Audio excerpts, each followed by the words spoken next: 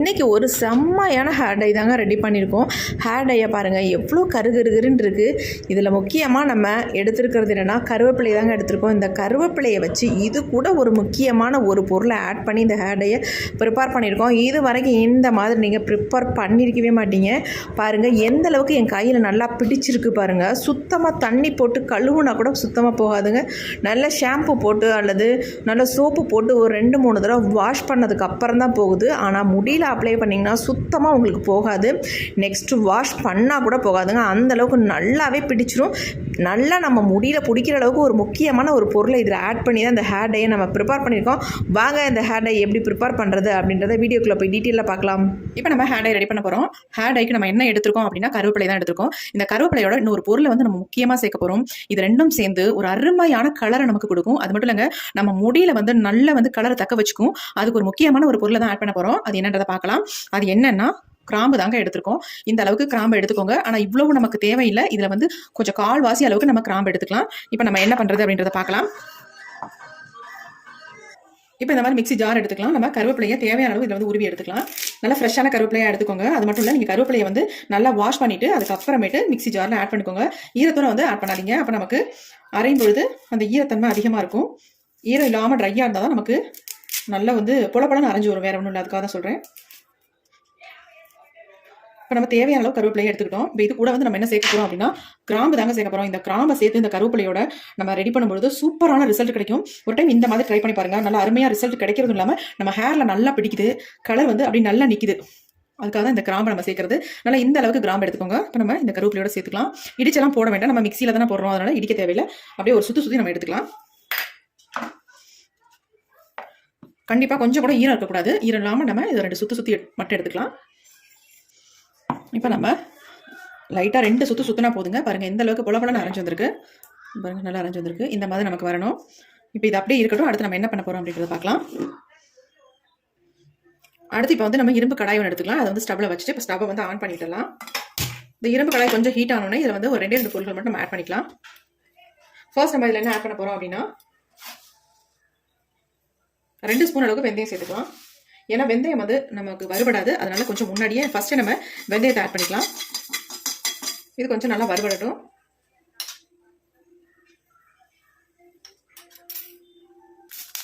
இந்த பாருங்க ஓரளவுக்கு வறுபட்டு வருது. கொஞ்சம் வெடிக்க ஆரம்பிச்சிருச்சு பாருங்க. இந்த ஸ்டேஜில் நம்ம என்ன ஆட் பண்ண போறோம் அப்படின்னா நம்ம முடிய நல்லா கருகருன்னு வச்சுக்கக்கூடிய கருஞ்சீரகத்தை தான் ஆட் பண்ண போறோம். 2 ஸ்பூன் அளவுக்கு கருஞ்சீரகம் ஆட் பண்ணிக்கோங்க. இப்போ இதையும் சேர்த்து நல்லா வறுத்துக்கலாம். லைட்டாக கொஞ்சம் ஃப்ரை ஆனவுடனே நம்ம அரைச்சி வச்சிருக்கோம் பார்த்தீங்களா கருவேப்பிலையும் கிராம்பும், இந்த பொடியை வந்து இதில் ஆட் பண்ணிக்கலாம்.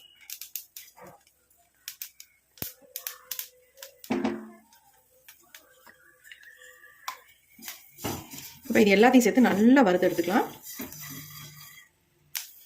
இப்போ பாருங்க நல்லா வறுபட்டு வருது. புகைய ஆரம்பிச்சு கொஞ்சம் லோ ஃப்ளேம்லேயே நம்ம வச்சுக்கலாம்.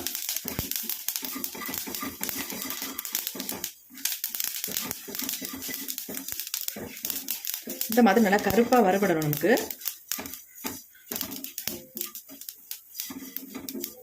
எனக்கு கொஞ்சம் அதிகமாக பொடி தேவைப்படுறதுனால நான் வந்து கொஞ்சம் அதிகமாகவே எல்லாம் எடுத்திருக்கேன். உங்களுக்கு எவ்வளவு தேவையோ அந்த அளவுக்கு நீங்கள் வந்து எடுத்துக்கோங்க.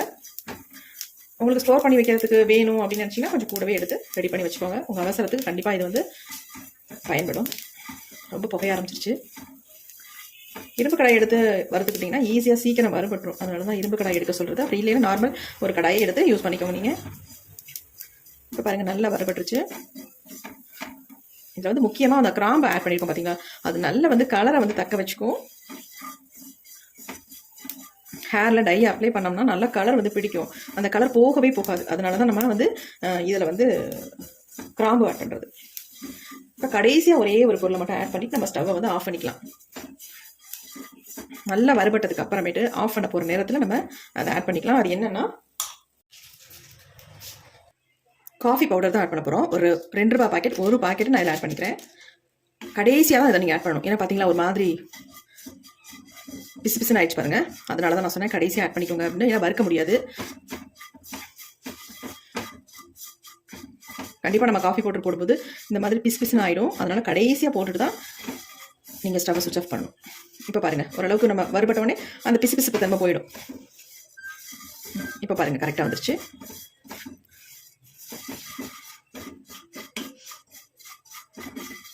சூப்பரான ஹேர் டை நம்ம ரெடி பண்ண போகிறோம். செம்ம அருமையாக நம்ம ஹேரில் வந்து பிடிக்கும். இதை நீங்கள் ஒரு டைம் அப்ளை பண்ணாலே போதுங்க. சுத்தமாகவே நமக்கு போகாது ஹேர்லேருந்து. அந்த அளவுக்கு நல்லாவே நம்ம ஹேரில் பிடிச்சிக்கும். இதை வந்து ரெகுலராக நீங்கள் ஃபாலோ பண்ணுறீங்கன்னா ஒரு நல்ல ரிசல்ட் நமக்கு கிடைக்கும். இது வந்து இன்ஸ்டன்ட் ஹேர் டையாகவும் நீங்கள் யூஸ் பண்ணிக்கலாம். பெர்மனெண்ட்டாகவும் உங்கள் ஹேரில் ஃபுல்லாக அப்ளை பண்ணிவிட்டு வாஷ் பண்ணிட்டு வரலாம். நல்ல ரிசல்ட் நமக்கு கொடுக்கும். நல்ல வந்து ஹேர் வந்து நல்லா சேஞ்ச் ஆகி வரும். இப்போ பாருங்கள் நல்லா வறுபட்டுருச்சு. இப்போ ஸ்டவ்வை சுவிச் ஆஃப் பண்ணிடலாம். இப்போ இதை அப்படியே ஒரு தட்டில் கொட்டி ஆற விட்டுறலாம். அப்படியே நம்ம வச்சிருந்தோம்னா இது ஆறவே ஆறாது.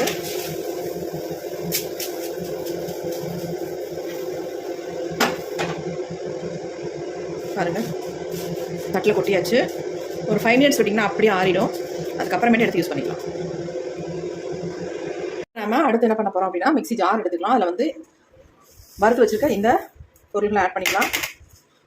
இப்போ இதை வந்து நல்லா நைஸாக அரைச்சி எடுக்க போகிறோம். நல்லா பவுடர் மாதிரி அரைச்சி எடுத்துக்கணும். எல்லாம் நல்லா வறுபட்டுருக்கிறதுனால டக்குன்னு அரைஞ்சிரும், ஒன்றும் இல்லை. இப்போ நம்ம அரைச்சி எடுத்து வந்துடலாம். இப்போ நம்ம அரைச்சி எடுத்தாச்சு. பார்க்கலாம் எப்படி இருக்குது அப்படின்னு.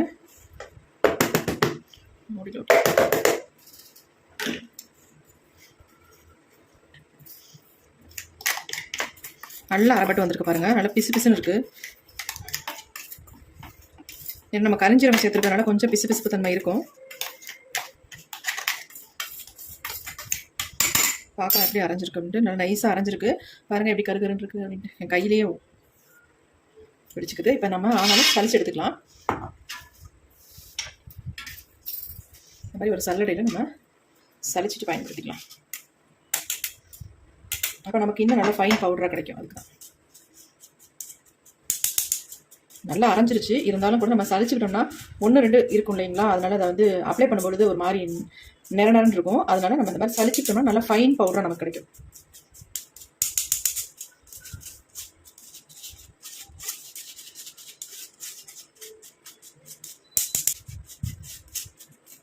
இது கொஞ்சம் குறைக்குறன்னு தான் இருக்குது. இது கூட அப்படியே நம்ம ஒரு தடவை மிக்சியில் போட்டு அரைச்சிட்டு அப்புறம் நம்ம சளிச்சிக்கலாம். லைட்டாக ஒரு ஓட்டு ஓட்டினீங்கனாலே போதும். வேண்டாம் இது கூட நம்ம வச்சிடலாம். இது அப்படி இருக்கட்டும். நம்ம இதை மட்டும் யூஸ் பண்ணிக்கலாம். பாருங்க எப்படி இருக்குப்பா. பயங்கர சாஃப்டாக இருக்குது. கையில் தொடுறதுக்கே அப்படி இருக்குங்க. அவ்வளோ அருமையாக இருக்குது. நல்லா சாஃப்டாக இருக்குது. பாருங்க கை பாருங்கள். நல்லா பிடிக்குது கையில்.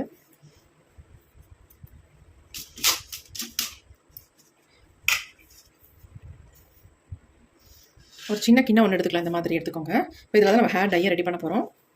நமக்கு தேவையானவங்க எடுத்துக்கலாம். நம்ம முடிக்க தகுந்தது மாதிரி. நிறைய நடைமுறைகள் இருக்குது அப்படின்னா அதுக்கு தகுந்த மாதிரி எடுத்துக்கோங்க. இல்லை கம்மியாக அங்கங்கே 1-2 தான் இருக்குது அப்படின்னா அதுக்கு தகுந்தது மாதிரி நீங்கள் எடுத்துக்கலாம். இப்போ ஒரு 2 ஸ்பூன் அளவுக்கு நான் எடுத்துக்கிறேன். ஏறக்குறைய எல்லாமே எடுத்தாச்சு. நான் ஃபுல்லாகவே எடுத்துட்டேன். இப்போ இதில் வந்து நம்ம என்ன ஆட் பண்ண போகிறோம் அப்படின்னா நீங்கள் ஆலோவேரா ஜெல் கூட ஆட் பண்ணிக்கலாம். அப்படி இல்லைனா கோகனட் ஆயில் கூட ஆட் பண்ணிக்கலாம். நம்ம எல்லா வீட்லையுமே கோகனட் ஆயில் இருக்கும், கண்டிப்பாக கிடைக்கும். அல்லது கடுகு ஆயில் கூட நீங்கள் தாராளமாக இதில் யூஸ் பண்ணிக்கலாம். கடுகு ஆயில் யூஸ் பண்ணிங்கன்னா நீங்கள் வந்து ஹேரில் அப்ளை பண்ணி நல்லா ஊற வச்சுட்டு அதுக்கப்புறமேட்டு ஹேர் வாஷ் பண்ணுங்கள். நல்லா நமக்கு ஹேர் க்ரோத் மட்டும் இல்லைங்க, நல்லா கருகருன்னு வளர ஆரம்பிக்க முடி. எங்கேயாவது உங்களுக்கு முடி தலையில் கொட்டி இருக்குது, அங்கெல்லாம் வழுக்கையாக இருக்குது, சொட்டையாக இருக்குது அப்படின்னா கண்டிப்பாக இந்த பொடியை வந்து நீங்கள் அப்ளை பண்ணிட்டு வரும்போது நல்ல ஒரு ரிசல்ட் உங்களுக்கு கிடைக்கும். ஏன்னா நம்ம கடுகு ஆயில் மிக்ஸ் பண்ணி ஹேரில் அப்ளை பண்ணிட்டு வந்தீங்கன்னா உங்களுக்கு நல்ல ரிசல்ட் கிடைக்கும். இப்போ நான் வந்து இதில் கடுகு ஆயில் தான் அதில் ஊற்றி மிக்ஸ் பண்ண போகிறேன்.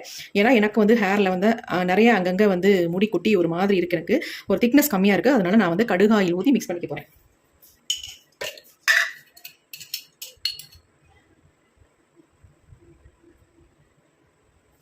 பாருங்க நல்லா 1 ஸ்பூன் அளவுக்கு எடுத்துக்கிட்டேன்.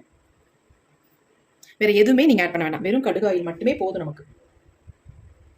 ஆயில் கூட எனக்கு தீந்துருச்சு. பேக்கெட்டில் இருக்குது, எடுத்து பாட்டிலில் ஊற்றணும். இப்போ இதை வந்து நல்லா மிக்ஸ் பண்ணிக்கலாம்.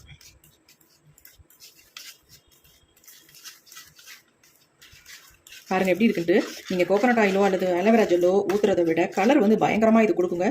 நல்ல ஒரு டார்க் கலர் நமக்கு கொடுக்கும். எப்படி இருக்குது பாருங்கள் கலர். அதேமாதிரி நல்லா பிடிக்கும். இந்த ஹேர் டை வந்து உங்களுக்கு முடியல நல்லா பிடிக்கும்.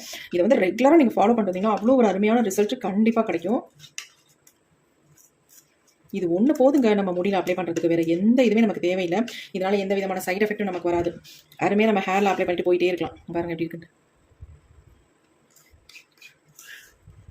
அரிக்குமோ அல்லது நமக்கு வந்து அலர்ஜி வருமோ, இதனால் ஏதாவது பிரச்சனை ஆகுமோ அப்படின்னு எதுவுமே நினைக்க வேணாம். இது ரொம்ப சிம்பிள், ஈஸியாக நம்ம ஹேரில் அப்ளை பண்ணிட்டு போகலாம். இதை வந்து நீங்கள் அப்படியே ஸ்டோர் பண்ணி கூட வச்சுக்கலாம். இதில் என்னென்னா ஆயில் இன்னும் கொஞ்சம் ஊற்றி நீங்கள் ஒரு பாட்டிலில் போட்டு ஒரு 3 நாளைக்கு வெளியில் வெயிலில் வச்சுருங்க. மிதமான வெயிலில் வச்சு அதை எடுத்து யூஸ் பண்ணிட்டு வந்தீங்கனாலே போதும். உங்கள் முடி வந்து நல்லா கருகருன்னு வளர ஆரம்பிச்சிடும். நல்லா ஹேர் க்ரோத் கொடுக்கும். அது முக்கியமான பொருட்கள் தான் நம்ம இதில் ஆட் பண்ணியிருக்கோம். அதனால நல்ல முடியோட வளர்ச்சி நல்லாயிருக்கும். கண்டிப்பாக அதை ட்ரை பண்ணுங்கள். நான் கொஞ்சமாக கையில் உங்களுக்கு தொட்டு காட்டுறேன் எந்த அளவுக்கு இருக்குது அப்படின்ட்டு. ஏற்கனவே என் கை பாருங்கள் எந்த அளவுக்கு பிசு பிசுன்னு நல்லா கருகருன்னு பிடிச்சிருக்கு பாருங்க எப்படி இருக்குன்ட்டு. ஹேர் டை செம்மையாக இருக்குது பார்க்குறதுக்கு. நம்ம ஹேரில் அப்ளை பண்ணால் அவ்வளோ அருமையாக இருக்கும் ரிசல்ட். கண்டிப்பாக ட்ரை பண்ணுங்கள். ரொம்ப ரொம்ப உங்களுக்கு யூஸ்ஃபுல்லாக இருக்கும். பாருங்கள் எப்படி இருக்கு. கொஞ்சமாக கையில் அப்ளை பண்ணி கட்டுவாங்க.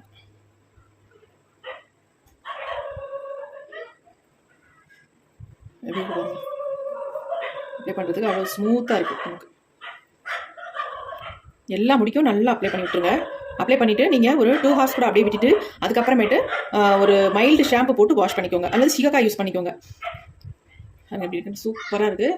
கண்டிப்பாக ட்ரை பண்ணுங்கள். ஒரு அருமையான ரிசல்ட் நமக்கு கொடுக்கும். அது இல்லாமல் இது இன்ஸ்டன்ட் ஹேர் டையாகவும் நீங்கள் யூஸ் பண்ணிக்கலாம். எங்கேயும் வெளியில் கிளம்புற நேரம் கண்டிப்பாக இந்த ஹேர் டையை நீங்கள் அப்ளை பண்ணிவிட்டு அப்படியே வெளில போய்க்கலாம். நல்லா தலையை சீவிக்கிட்டு சுத்தமாக ஒன்றுமே தெரியாது உங்களுக்கு. டை அப்ளை பண்ண மாதிரியே தெரியாது. நார்மலாக ஆயில் வச்சிருக்க மாதிரியே தான் இருக்கும். அப்படியே ட்ரை பண்ணலாம். நீங்கள் பெர்மனெண்ட்டாக உங்கள் ஹேர் நல்லா பிளாக்காக மாறணும், நல்லா வளரணும்னு நினச்சிங்கன்னா இதை வந்து ரெகுலராக நீங்கள் பயன்படுத்திடுவாங்க. வாரத்துக்கு 3 தடவை இதை வந்து யூஸ் பண்ணிடுவாங்க. நல்ல ரிசல்ட் பிடிக்கும். ஃபுல்லாக வந்து உங்களுக்கு வெள்ளை முடியாக இருக்குது அப்படின்னா கண்டிப்பாக இதை வந்து ஆயிலில் மிக்ஸ் பண்ணி உங்கள் ஹேரில் நல்லா அப்ளை பண்ணிடுங்க. உங்கள் முடியெல்லாம் எல்லாமே நல்லா கருமையாக மாறிடும். அந்த அளவுக்கு சூப்பராக ரிசல்ட் கொடுக்கும். கண்டிப்பாக ட்ரை பண்ணுங்கள். இப்போ வாங்க இந்த ஹேர் டையை என்னுடைய ஹேரில் உங்களுக்கு நான் அப்ளை பண்ணி காட்டுறேன். ஹேர் டை என்னுடைய ஹேரில் எப்படி அப்ளை பண்ணியிருக்கேன் பாருங்கள். அப்ளை பண்ண உடனே என் முடி எந்த அளவுக்கு நல்லா கருகருன்னு இருக்குது பாருங்கள். சுத்தமாகவே தெரியாதுங்க. இப்படி நம்ம நல்ல ஒரு கோம்பு போட்டு தலையை வாரிட்டு போனோம்னா நம்ம வந்து ஹேர் டை அப்ளை பண்ணியிருக்கோனே தெரியாது. அந்தளவுக்கு நல்லா பாருங்கள் முடி சேஞ்ச் ஆகிருக்கு, நல்லா கருகருன்னு இருக்குது. அப்படி இல்லை உங்களுக்கு 2 ஹவர்ஸ் நல்லா அப்படியே விட்டுட்டு ஊற விட்டுட்டு அதுக்கப்புறமேட்டு ஒரு மைல்டு ஷாம்பு போட்டு ஹேரை வந்து நல்லா வாஷ் பண்ணிடுங்க. சூப்பரான ரிசல்ட்